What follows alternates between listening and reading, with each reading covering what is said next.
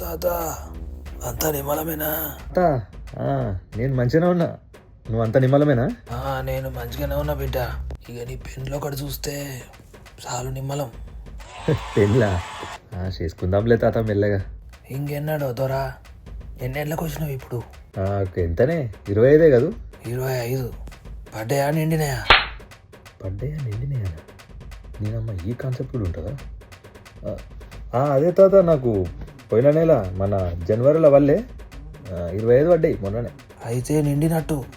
25 కాదు ఓ పిల్లగా, 26 నీకు. లే కాదు తాత, లే మొన్న 25 పడ్డాయి, మొన్ననే జనవరిలో పడ్డాయి కదా. ఒక నా తెలియదా, మన ఈ బాటపండి సోమయ్య పెద్దబాబు ఉంటాడుగా, వాళ్ళ పెద్దోని కన్నా నువ్వు సంవత్సరం పెద్ద. నా బాగా ఆదుకున్నది ఆనాడు.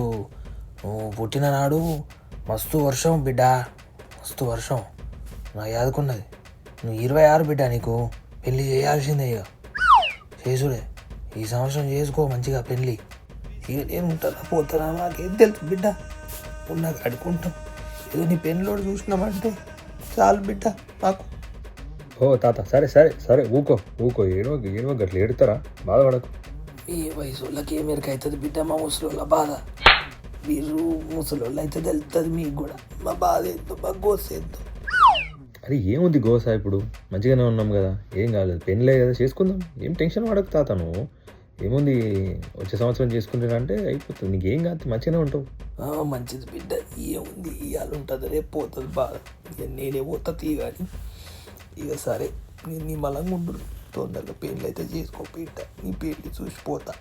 పెళ్ళి చూసి నువ్వు పోడు కాదు, పెళ్ళి చేసుకుంటే నేను పోతా. సరే తాత, మంచిది, నిమ్మలం, రైట్ బాయ్.